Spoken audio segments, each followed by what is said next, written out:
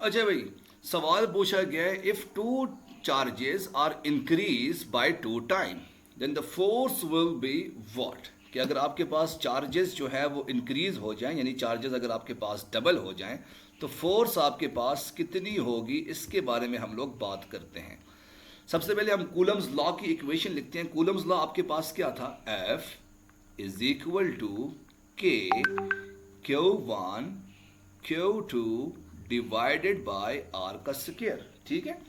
अब आपके पास अगर क्यू वन जो है वो टू टाइम क्यू के इक्वल हो जाए और क्यू टू आपके पास टू टाइम क्यू के इक्वल हो जाए, क्योंकि उसने क्या कहा था, if the two charges increase, तो फोर्स आपके पास क्या हो जाएगी, तो फोर्स आपके पास क्या हो जाएगी, F is equal to K two times Q, two times Q divided by R का स्क्वायर।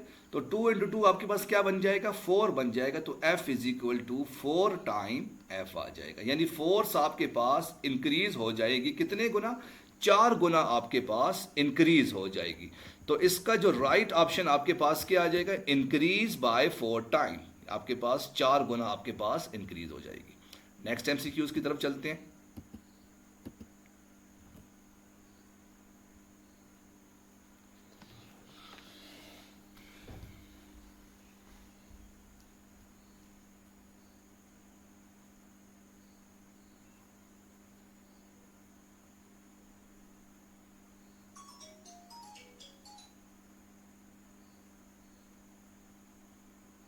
सलामकुम।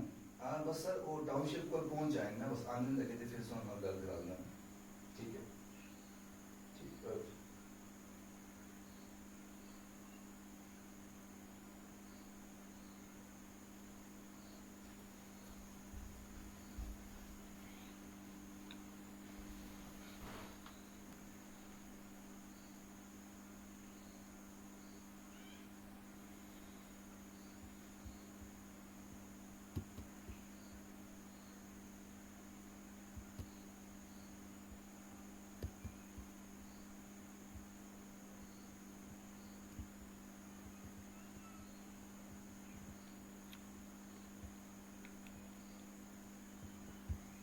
अच्छा भाई, इस एमसीक्यूज में पूछा हुआ है if mica is place between the plates of the capacitor then the capacity will be what, capacitance will be what. ठीक है। यानी अगर आप लोग माइका को इंसर्ट करो कैपेसिटर के बीच में, तो आपके पास कैपेसिटेंस क्या हो जाएगी। सबसे पहले हम इसको जरा गौर से देखते हैं भाई, इसको जरा गौर से देखना। सपोज करो भाई, अगर आपके पास ये दो प्लेट्स हैं कैपेसिटर की, एक प्लेट आपके पास ये आ गई और दूसरी प्लेट आपके पास ये आ गया। ठीक है। आपने क्या किया हुआ है, इन दोनों प्लेट्स के साथ उठाकर आपने इन दोनों को किसी बैटरी के साथ कनेक्ट किया हुआ है। तो ठीक है, तो मैं इसको क्या करता हूँ, इसको किसी बैटरी के साथ कनेक्ट कर देता हूँ। तो ये मैंने बैटरी के साथ इसको कनेक्ट कर लिया। तो होगा क्या कि पहली प्लेट के ऊपर आपके पास पॉजिटिवली चार्ज आ जाएंगे और दूसरी प्लेट के ऊपर आपके पास नेगेटिवली चार्ज आ जाएंगे। अब मुझे बताओ कि इन दोनों ये जो कैपेसिटर है, क्या इसके दरमियान में आपने कोई मटेरियल वगैरह उठा के रखा हुआ है।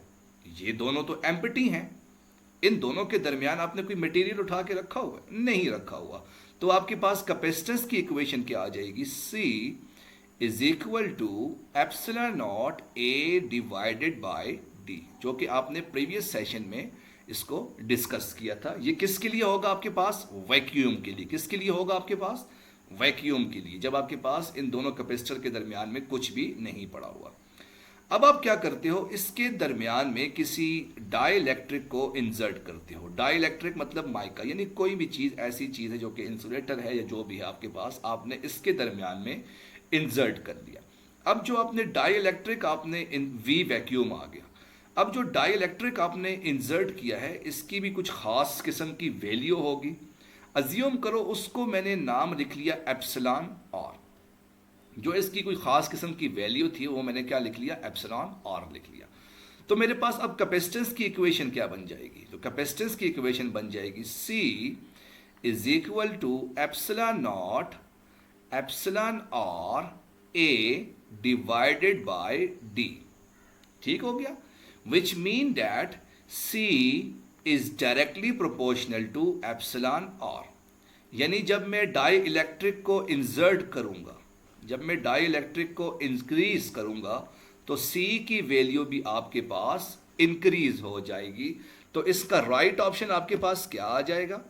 इसका राइट ऑप्शन आ जाएगा इंक्रीज। यानी if the mica is place between the plates of the capacitor then the capacity will be what? Option number A, that is increase आ जाएगा। ठीक है, तीसरी एमसीक्यूज की तरफ देखते हैं।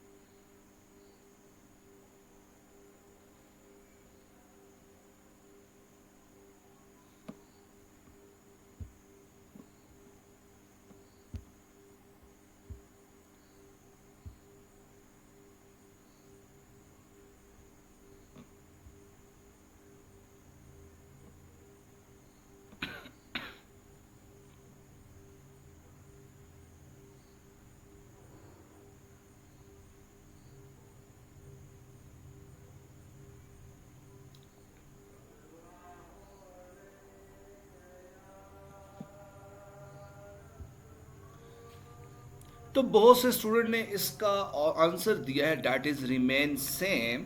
तो देखते हैं भाई इसका बेसिकली आंसर आपके पास क्या आता है, इसको हम थोड़ा सा एक्सप्लेन करने की कोशिश करते हैं। ठीक है, और इसका राइट ऑप्शन आ जाएगा increase for a while. Sir increase कैसे होगा, इसको हम थोड़ा सा डिटेल में जाकर देखते हैं कि ये आपके पास क्या है। ठीक है, अच्छा जी, ज़रा गौर से देखना। मैंने आपको याद हो जब हमने इस सेशन का आगाज़ किया था, सबसे पहले मैंने चार्ज के बारे में आपको बताया था। मैंने आपसे क्या कहा था कि चार्ज आपके पास क्या होता है कि जब भी आप किसी भी मटेरियल के अंदर पॉजिटिव या नेगेटिव चार्ज रखो, यदि आप इलेक्ट्रॉन को इंक्रीज करो या डिक्रीज करो तो वो आपके पास चार्ज होता है। याद है कि नहीं? फॉर एग्जाम्पल मैंने आपसे ये कहा था, अगर आपके पास ये एक बॉडी है या बैलून ड्रॉ करते हैं, अगर ये आपके पास एक खूबसूरत सा बैलून है, ये आपके पास बैलून यानी गुब्बारा आ गया। ठीक है, ये बैलून है। अब ये बैलून आपके पास न्यूट्रल है। क्या है आपके पास? न्यूट्रल है। तो जब मैं इस बैलून को किसी भी तौलिए से या किसी फर्श से रब करूँगा, तो जब मैं इसको किसी के साथ रब करूँगा तो होगा क्या कि यहाँ पर इस तौलिए के ऊपर नेगेटिवली चार्ज आ जाएंगे और इस बैलून के ऊपर आपके पास पॉजिटिवली चार्ज आ जाएंगे। ठीक है, यानी आपके पास यहाँ पर इलेक्ट्रॉन की क्या हुई? कमी हुई। यानी आपके पास decrease in electron, decrease in electron. तो मुझे बताओ, अगर आपके पास किसी बॉडी के ऊपर पॉजिटिव चार्ज है तो उसका क्या मतलब होता है कि आपके पास इलेक्ट्रॉन की कमी आई। तो मुझे बताओ भाई, जब आपके पास किसी चीज़ की डेफिशिएंसी आती है, किसी चीज़ की कमी आती है, तो क्या उसका मैस थोड़ा सा कम होता है कि नहीं होता? फॉर एग्जाम्पल, अगर मेरे पास एक बॉक्स है, इस बॉक्स के अंदर अगर आपके पास 10 अंडे या एक दर्जन टमाटर पड़े हों इस बॉक्स के अंदर, क्योंकि टमाटर आपके पास दर्जन होते हैं और अंडे आपके पास किलो के हिसाब से होते हैं ना। अगर इस बॉक्स में आपके पास 1 दर्जन टमाटर पड़े हों तो आप क्या करो, इसमें से अगर 2 टमाटर अगर आप लोग बाहर निकाल लो तो आपके पास इस बॉक्स के अंदर 10 टमाटर रह जाएंगे। तो इसका मतलब क्या हुआ? आपके पास इसका मैस जो है वो थोड़ा सा डिक्रीज हुआ।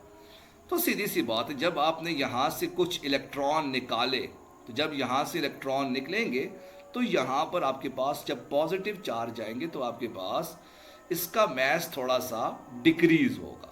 सिमिलरली, अगर आपके पास एक और बैलून है, ये आपके पास एक और बैलून है जो कि इस वक्त न्यूट्रल है, और मैं क्या करता हूँ, इस बैलून के ऊपर नेगेटिव चार्ज लेके आता हूँ, तो मैं क्या करूँगा, इसी जो आपके पास फर है इसको जब मैं इसके करीब लेकर आऊँगा तो वो क्या करेगा, फर इसके अंदर जो है वो चार्जेस को ट्रांसफ़र कर लेगा। तो जब ये चार्जेस को ट्रांसफ़र करेगा तो एज द रिजल्ट क्या होगा, आपके पास इलेक्ट्रॉन इंक्रीज होंगे।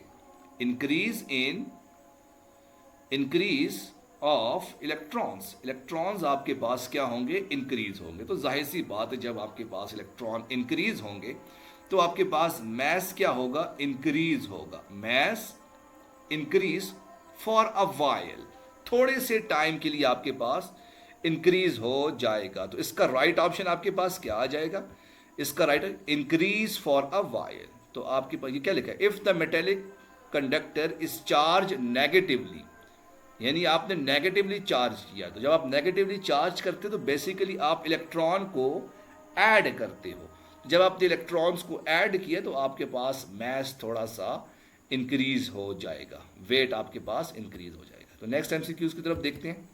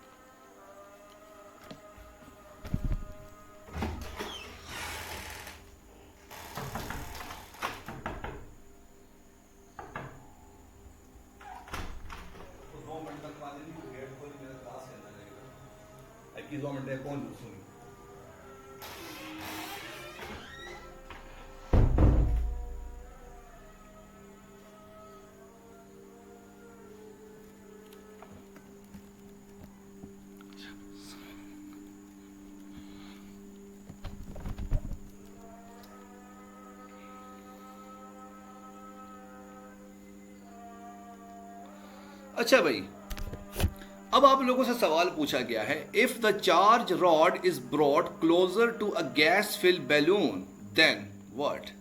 रेडियस आपके पास कम होगा या आपके पास बैलून ब्रस्ट हो जाएगा, क्या आपके पास रेडियस इंक्रीज होगा, डिक्रीज होगा।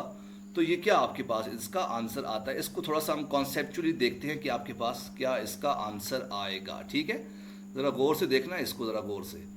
सपोज करो भाई, अगर आपके पास ये एक खूबसूरत सा बैलून है, ठीक है, ये आपके पास ये खूबसूरत सा बैलून आ गया जो कि बेसिकली क्या है जी, न्यूट्रल है, और इस बैलून के अंदर आपके पास गैस पड़ी हुई है।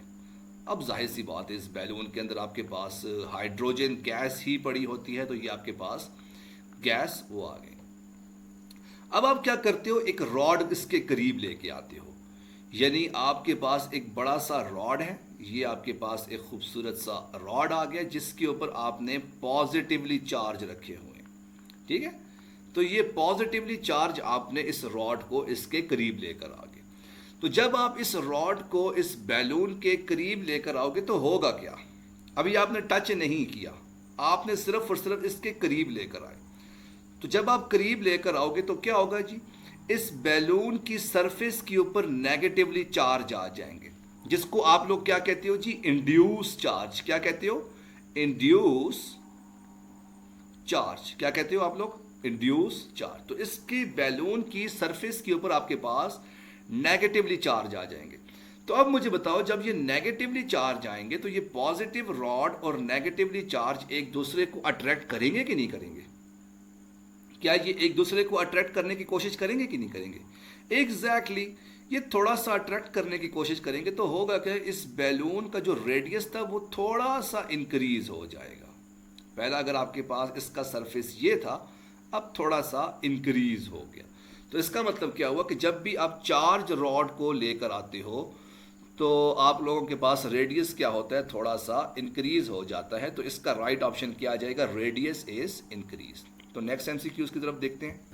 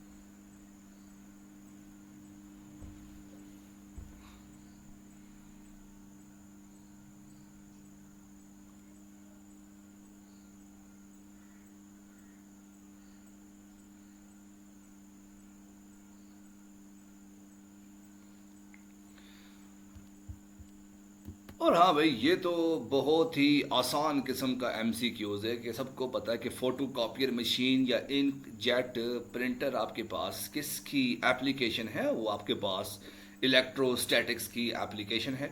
तो इसका right option option number A आ जाएगा, डैट इज इलेक्ट्रोस्टैटिक्स। तो नेक्स्ट एमसीक्यूज की तरफ देखते हैं।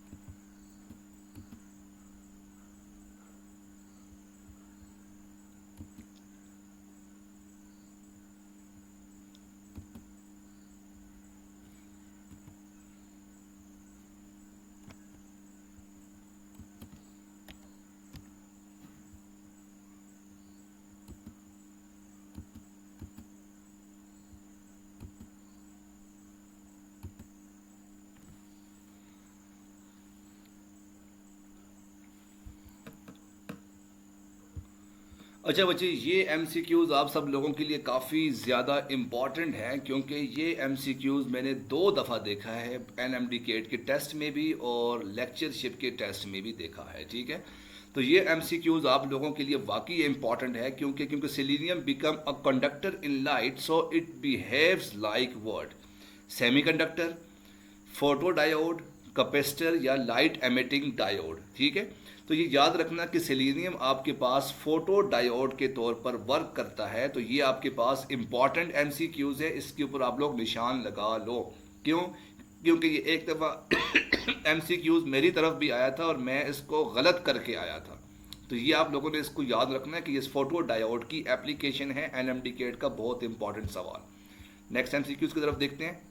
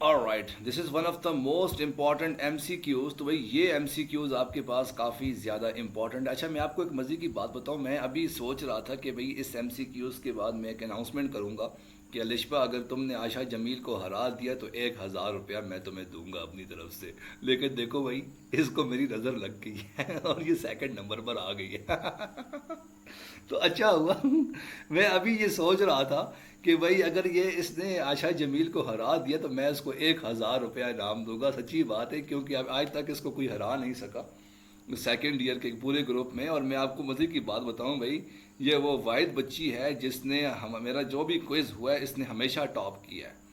तो ये बात इसकी, इसमें ये क्वालिटी है। तो पता नहीं राहत किस दिन टॉप करेगी और वो किस दिन क्विज़ जीतेगी। और जिस दिन राहत ने क्विज़ जीत लिया तो मैं आप सब लोगों से वादा करता हूं कि मैं पूरे ग्रुप को खाना खिलाऊंगा। आप यकीन मानेंगे, मैं पूरे ग्रुप को खाना खिलाऊंगा जिस दिन राहत ने टॉप टॉप कर लिया तुम्हें तब नहीं दी तो कि तुम, क्योंकि आप जीत जाती हो ना, हमें नकम्मे लोगों को देना अच्छा लगता है। हाँ जी, तो सवाल पूछा गया है Work done in moving a point charge from one point to another point of the same equipotential surface is what?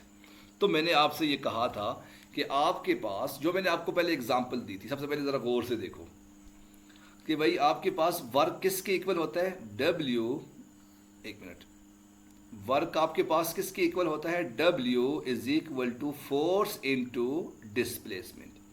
अब जाहिर सी बात है, अगर आपके पास ये एक पॉजिटिव चार्ज है, इसकी इलेक्ट्रिक फील्ड लाइन ये बाहर की तरफ मूव कर रही है, ये आप देख रहे हो इलेक्ट्रिक फील्ड लाइन आपके पास बाहर की तरफ मूव कर रही है, तो इक्विपोटेंशियल सरफेस आपके पास क्या होगा? ये आपके पास पहला इक्विपोटेंशियल सरफेस आ गया, ये आपके पास दूसरा इक्विपोटेंशियल सरफेस आ गया, ठीक है। अब मुझे बताओ, आपके पास अगर एक बॉडी है जो कि पॉइंट ए से शुरू होती है और पॉइंट ए पर जाकर रुकती है, ऐसे सर्कुलर पाथ में घूमकर पॉइंट ए पर जाकर रुकती है, तो मुझे बताओ आपके पास डिस्प्लेसमेंट क्या होगा उस बॉडी का? डिस्प्लेसमेंट डी आपके पास क्या हो जाएगा? जीरो हो जाएगा। तो जब डिस्प्लेसमेंट जीरो हो जाएगा तो वर्क आपके पास क्या हो जाएगा? जीरो हो जाएगा, ठीक है। तो इसका राइट ऑप्शन क्या आ जाएगा? That is option number C, that is zero. Next MCQs की तरफ देखते हैं।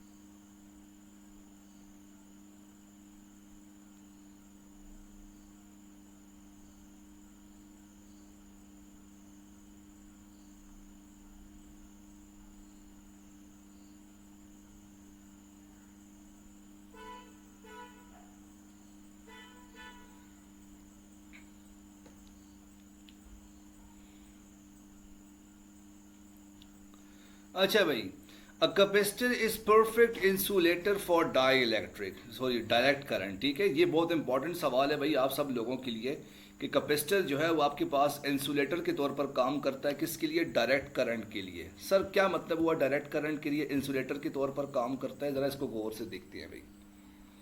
सपोज करो भाई, अगर आपके पास ये एक कैपेसिटर पड़ा हुआ है, ठीक है, और मैं क्या करता हूं, इस कैपेसिटर को किसी बैटरी के साथ कनेक्ट कर देता हूं। ये पॉजिटिव और नेगेटिव बैटरी के साथ मैंने इसको कनेक्ट कर लिया, तो होगा क्या कि पहली प्लेट के ऊपर आपके पास पॉजिटिव चार्ज आ जाएंगे, इस प्लेट के ऊपर आपके पास पॉजिटिव चार्ज आ जाएंगे, इस प्लेट के ऊपर आपके पास नेगेटिव चार्ज आ जाएंगे। अज्यूम करो कि भाई यहां से अगर आपके पास इलेक्ट्रॉन निकले, इलेक्ट्रॉन आपके पास निकले और निकल के आकर यहां पर स्टॉप हो गए, इस प्लेट के ऊपर आकर स्टॉप हो गए। ऐसी बात है कि नहीं? क्या ये इलेक्ट्रॉन यहां से आगे की तरफ मूव कर रहे हैं कि नहीं कर रहे? नहीं मूव कर रहे। तो जब ये मूव नहीं कर रहे तो इसका मतलब क्या हुआ कि ये मेरे पास क्या है जी? इंसुलेटर है। अब इंसुलेटर आपके पास किसके लिए होगा? फॉर डीसी के लिए। Sir what about AC? AC के लिए इंसुलेटर नहीं होगा। सर कैसे नहीं होगा? जरा गौर से देखते हैं। सपोज करो भाई, अगर आपके पास यही एक कैपेसिटर है, ये आपके पास आ गया भाई कैपेसिटर, और मैं इसको किसी एसी सोर्स के साथ अप्लाई करता हूं। ये मैंने इसको एसी के साथ अप्लाई किया। तो जब मैं इसको एसी के साथ अप्लाई करूंगा तो पहले स्टेप में क्या होगा? आपके पास यहां पर पॉजिटिव आ जाएगा, यहां पर नेगेटिव आ जाएगा। तो यहां पर आपके पास आ गया पॉजिटिव चार्ज, दूसरे में आ गया आपके पास नेगेटिवली चार्ज। दूसरे फेज में क्या होगा? दूसरे फेज में आपके पास अगर ये कैपेसिटर है तो होगा क्या? आपके पास पता है कि एसी आपके पास चेंज करता है, अपनी पोलैरिटी को चेंज करता है। तो यहां पर नेगेटिव, यहां पर पॉजिटिव आ जाएगा। तो होगा क्या? आपके पास यहां पर पॉजिटिव आ गया, तो यहां पर आपके पास नेगेटिव आ गया। इसका मतलब है आपके पास करंट जो है वो फिर पास कर रहा है। तो एसी के लिए ये आपके पास क्या होगा जी? कंडक्टर यानी ये करंट को पास करेगा, लेकिन डीसी के लिए आपके पास इंसुलेटर होगा। तो बच्चे आज के लिए इतने एमसीक्यूज काफ़ी हैं। किसी बच्चे का कोई सवाल है तो वो पूछ सकता है।